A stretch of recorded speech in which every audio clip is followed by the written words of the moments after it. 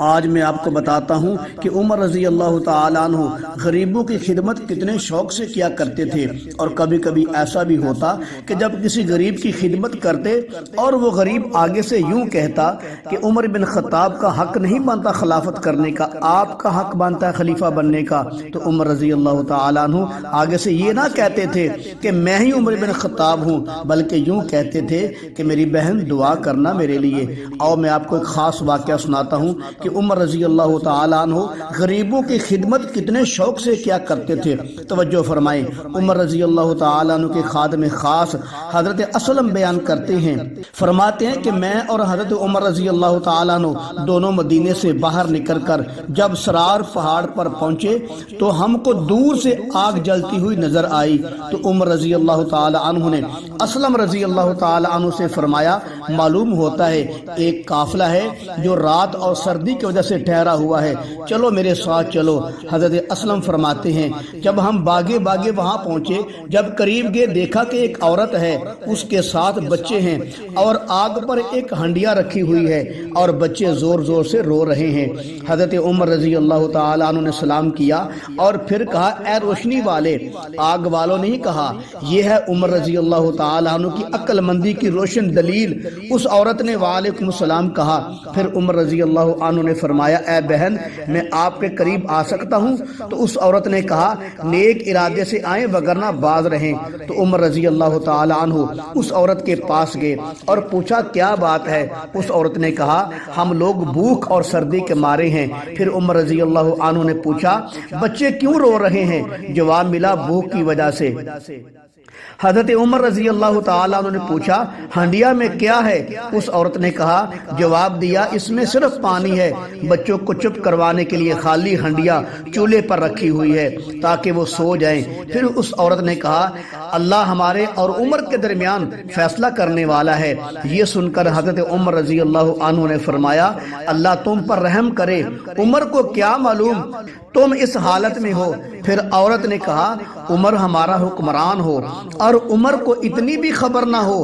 یہ سن کر عمر رضی اللہ تعالی عنہ نے اپنے غلام اسلم کو فرمایا، میرے ساتھ چلو۔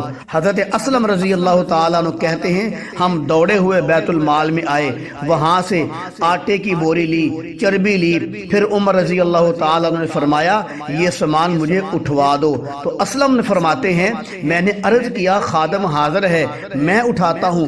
اس پر عمر رضی اللہ عنہ نے فرمایا، تیری ماں مرے تو قیامت کے دن میرا بوجھ اٹھا لے گا؟ اسلم نے کہا، نہیں۔ اسلم فرماتے ہیں، پھر میں نے حضرت عمر رضی اللہ تعالی عنہ کو سامان اٹھوایا۔ پھر ہم جلدی اس عورت کے پاس پہنچے، سامان اس عورت کے پاس رکھا، جلدی سے آٹا نکالا۔ اس عورت سے کہا، تم آٹا گوندو اور میں ہنڈیا پکانے میں تمہاری مدد کرتا ہوں۔ پھر عمر رضی اللہ تعالی عنہ ہنڈیا کے نیچے لکڑیاں رکھنے لگے اور پھونکے مارنے لگے، اور جب ہنڈیا پک گئی پھر عمر رضی اللہ عنہ نے اس عورت سے کہا، مجھے کوئی برتن دو۔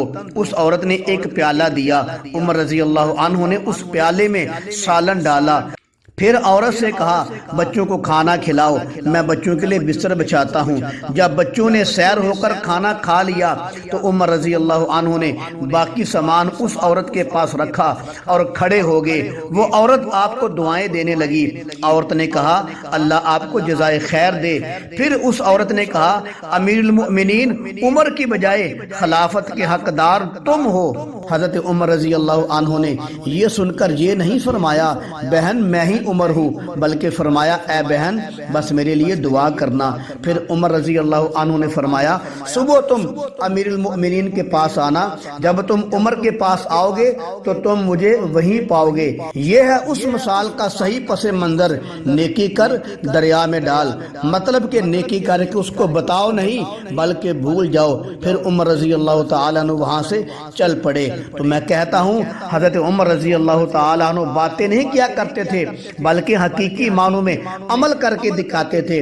وہ نبی کی ریاست مدینہ کا حق ادا کر گئے ہیں۔ اس ریاست مدینہ میں جب کوئی بچہ بھوکا ہوتا تھا تو حکمران تڑپ جاتا تھا، اس کی نیندیں حرام ہو جاتی تھی، اس کا سکون خراب ہو جاتا تھا۔ نعرے نہیں لگاتے تھے بلکہ خود اپنے کندھوں پر سامان اٹھا کر اس کی خدمت کرتے تھے۔ مہنگائی ختم کرنے کے نعرے لگانے والوں، آپ کی حکومت کو 3 سال ہو گئے ہیں۔ ان 3 سالوں میں قوم کی مائیں بہنیں بیٹیاں بھوک اور مہنگائی سے تنگ آ کر سڑکوں پر سسکیاں برتی پھرتی ہیں۔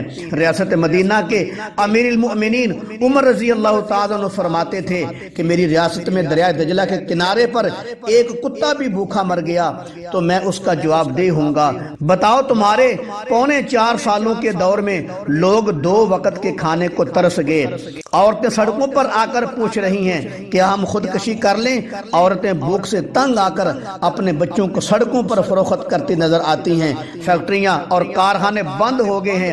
عمر رضی اللہ تعالی عنہ کی مثالیں دینے والوں، بتاؤ تم کب سڑکوں پر نکل کر عوام کی خدمت کرنے آؤ گے؟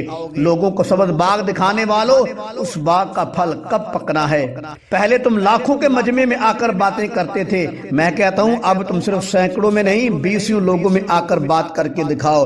تم تو لوگوں کو منہ دکھانے کے قابل نہیں رہے۔ آپ کی مثال تو وہ ہے ہاتھی کے دانت، دکھانے کے اور کھانے کے اور۔ ایسے ہی تم نے عوام کو دکھایا کچھ اور کیا کچھ اور۔ میں آخر میں کہتا ہوں مسلمانوں، اب بھی وقت ہے، اپنے حکمرانوں کو سمجھ آؤ۔ اگر تم اپنے مقام کو اور اپنے حکمرانوں کو نہ سمجھے تو پھر کہتے پھرو گے لمحوں نے خطا کی، صدیوں نے سزا پائی۔